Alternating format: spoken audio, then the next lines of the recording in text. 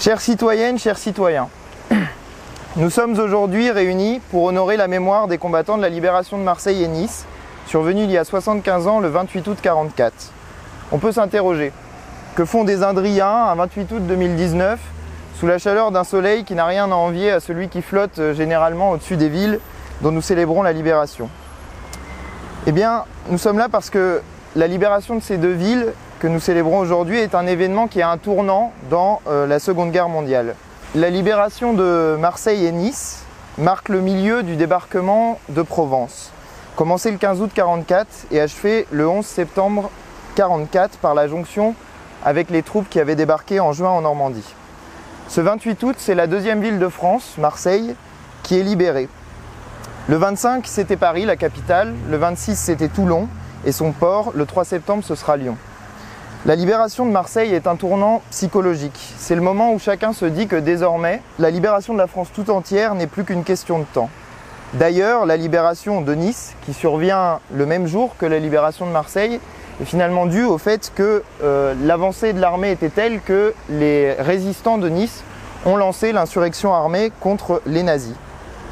Si nous sommes ici aujourd'hui, c'est parce que le débarquement de Provence, par la composition de l'armée victorieuse mêlant les nationalités, les couleurs de peau, les cultures, les croyances, le colon et le colonisé dans l'égalité du front, montre l'universalité des principes proclamés par la Révolution et la République.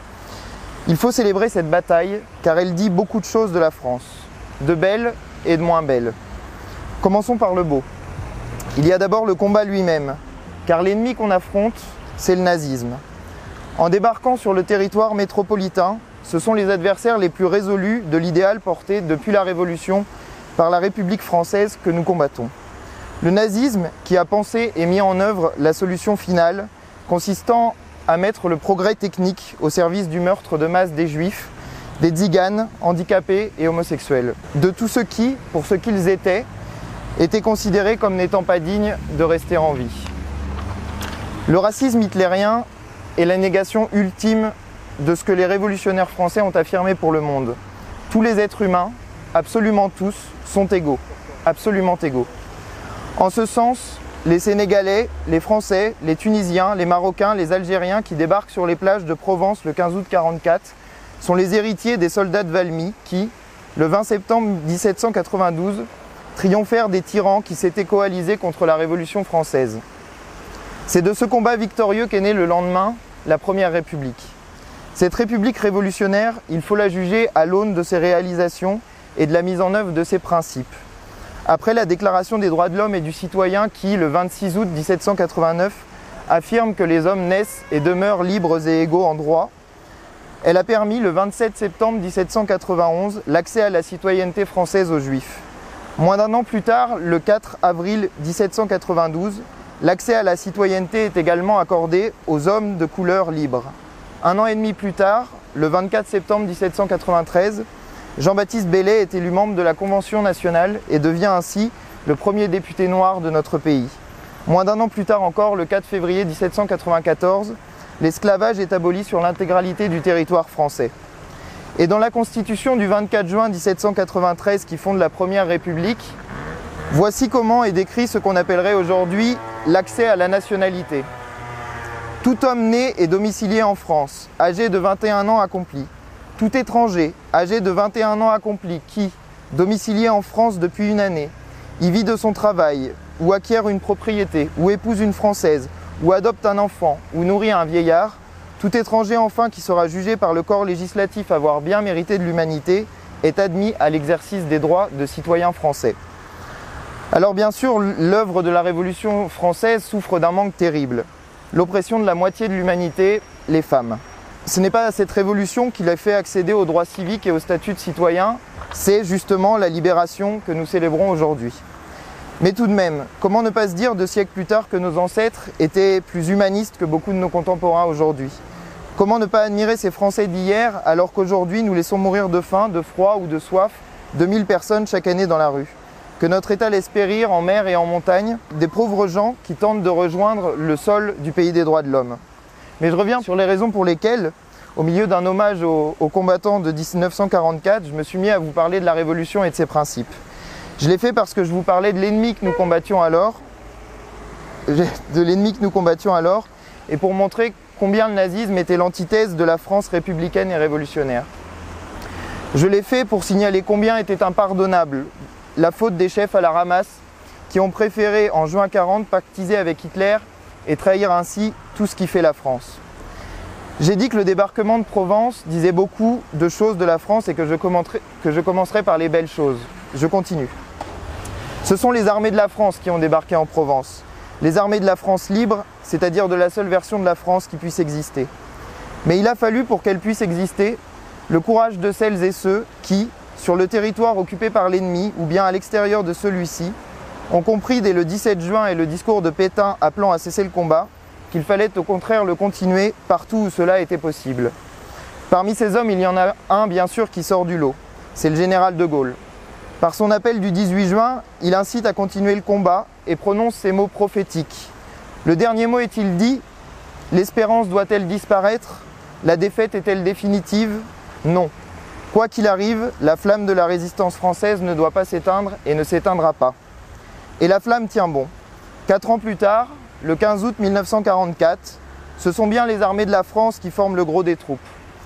Sur les 350 000 hommes qui débarquent en Provence, 230 000 d'entre eux portent l'uniforme français, une écrasante majorité.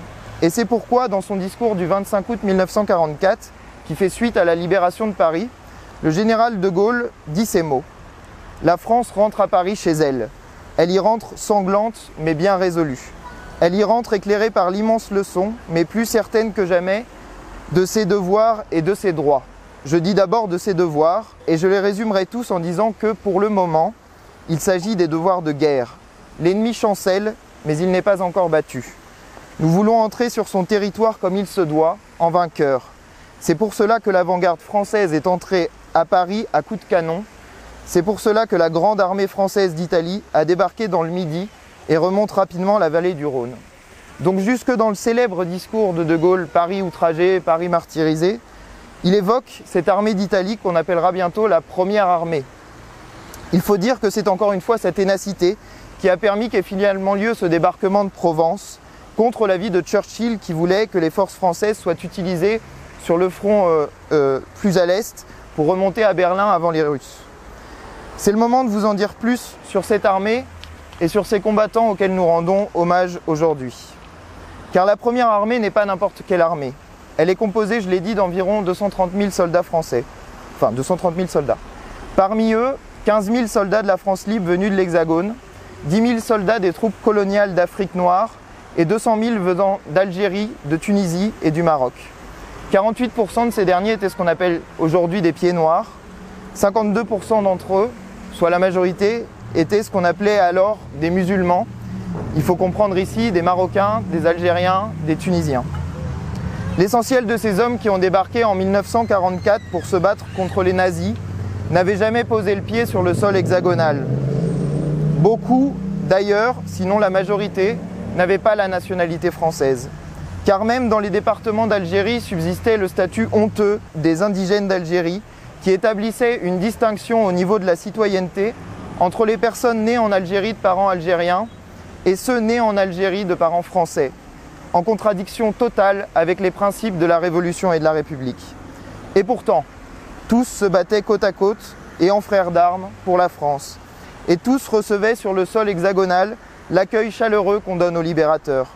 Il faut se rendre compte à quel point le fait de partager un tel ennemi et de lui infliger une telle défaite est apparu alors comme la preuve même de l'unité du genre humain. Mais vous le savez, j'ai dit que le débarquement de Provence disait beaucoup de choses de la France, de belles comme de moins belles. Vient le moment de parler des moins belles. Il y a d'abord cet acte si contraire à l'idéal humaniste de la République et de la Révolution qu'on a appelé le blanchiment de l'armée. En effet, à mesure que continuent les combats en remontant vers le nord et l'est, les soldats dits de couleur sont peu à peu remplacés par des soldats blancs issus des forces françaises de l'intérieur. Bien sûr, on parle du froid et des conditions climatiques de l'hiver 44, difficiles à supporter pour les soldats d'Afrique. Mais il y a aussi une volonté d'impliquer les jeunes Français dans la libération et aussi une inquiétude grandissante concernant l'influence des idées propagées par les résistants communistes sur les troupes africaines, notamment concernant la question de l'émancipation des peuples et de la décolonisation. C'est la tragédie des chefs, la tragédie des puissants. Pour eux, il ne fallait pas que l'expérience partagée du combat contre le nazisme efface les haines, les peurs, le sentiment de domination entre ces gens qui avaient fait troupe commune. Parce qu'alors, on aurait réalisé l'absurdité de la colonisation. Trop de fortune, trop d'intérêts dépendaient de l'impérialisme européen pour que cela fût permis. On ordonna donc ce blanchiment. Les États-Unis ont particulièrement veillé à ce qu'une armée aussi bigarrée ne remonte pas trop au nord. Car chez eux aussi, une grande partie de l'élite profitait de l'état de pauvreté générale dans lequel étaient laissés les Noirs. Ils profitaient de la ségrégation, c'est-à-dire de la privatisation des droits civiques dans les États du Sud. Ainsi, les états-majors empêchèrent en quelque sorte la victoire contre le nazisme d'aller à son aboutissement logique, la réalisation effective de l'égalité entre les êtres humains. Cette finalité est pourtant celle à laquelle poussaient les héros de la résistance, ceux qui ont tenu le maquis pendant 4 ans, et les vainqueurs du débarquement de Provence. Mais déjà à cette époque, le racisme est un moyen pour les dominants de garder le pouvoir en divisant le peuple. Cela n'a pas changé. De l'autre côté de l'Atlantique, après la guerre, les Noirs ont pris au sérieux les principes du combat contre le nazisme. Dans les décennies qui ont suivi, ils ont conquis de haute lutte leurs droits civiques. L'écrivaine Toni Morrison, figure de cette lutte, récemment décédée, disait « La fonction très grave du racisme est la distraction. Il vous empêche de faire votre travail. » Elle a raison. En 1944, il aurait été impossible, avec des principes racistes, de constituer l'armée qui a libéré la France. Aujourd'hui, comment apporter du crédit à ces thèses stupides alors que la catastrophe climatique nous met tous à égalité devant ce nouveau péril mortel? Les divisions, les discriminations nous empêchent d'accomplir la tâche vitale de notre siècle. Mais je reviens à la question coloniale. Elle est la cause d'une autre injustice pour ces soldats étrangers. L'inégalité des pensions des anciens combattants en fonction de la nationalité et du pays de résidence.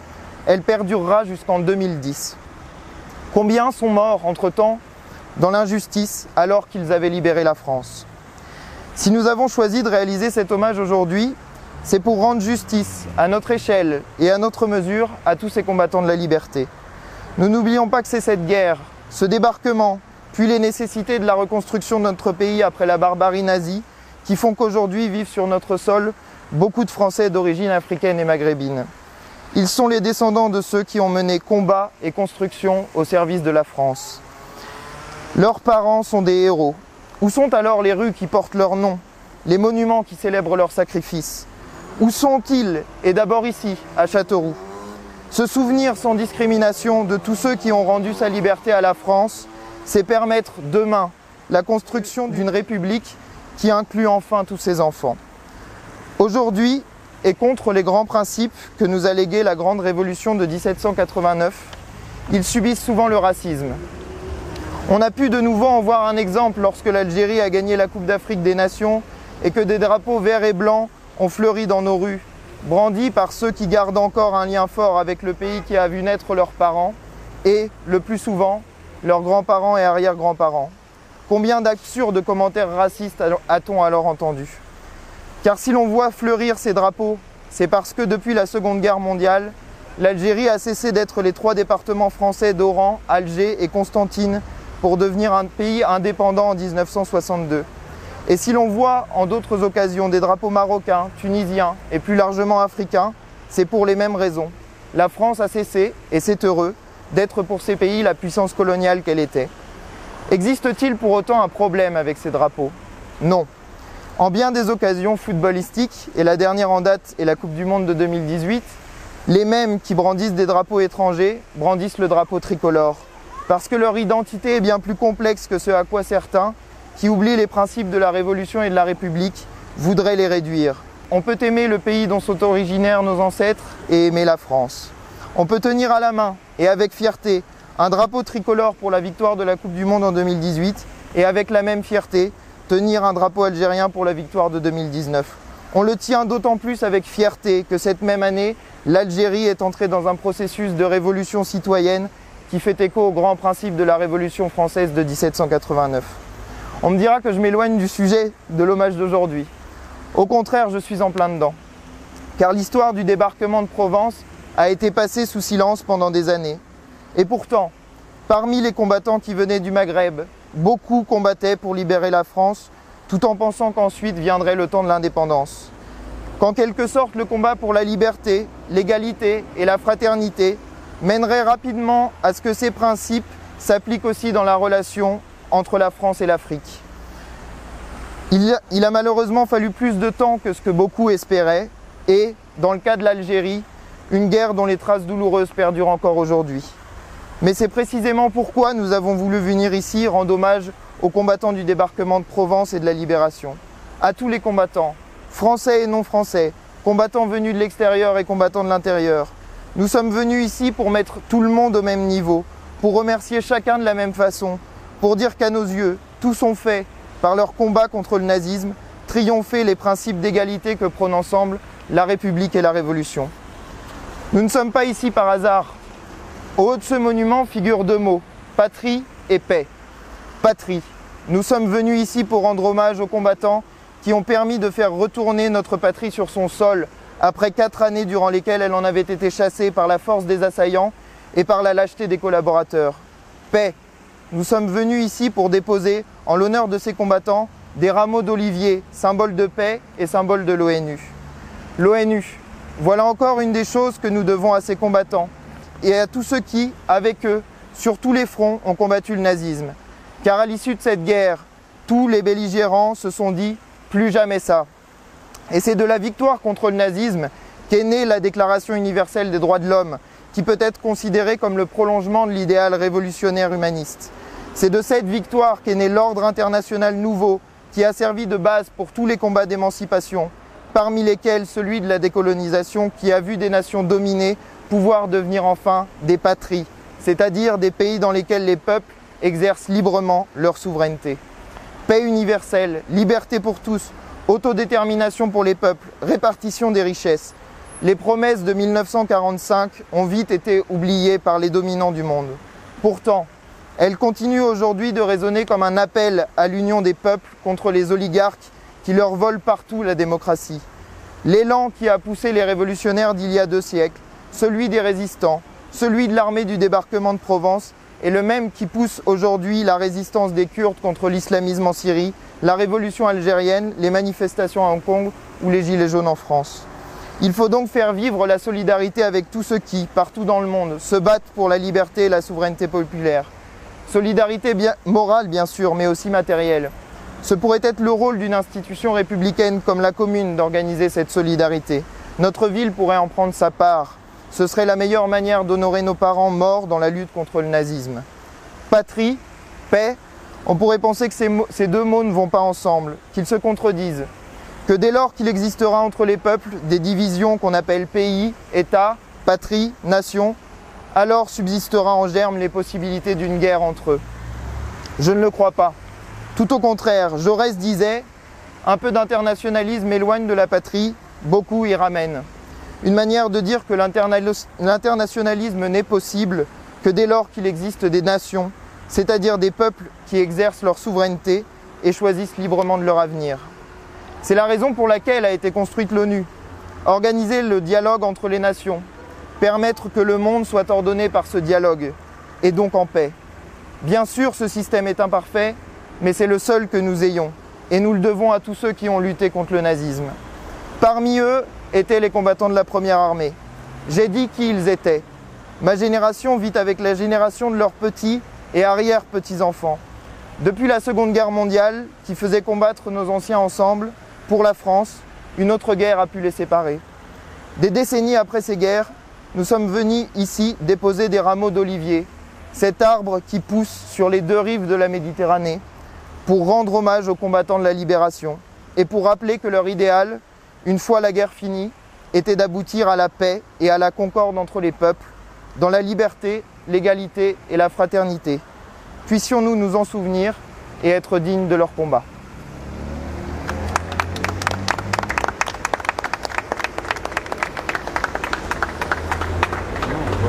Allez.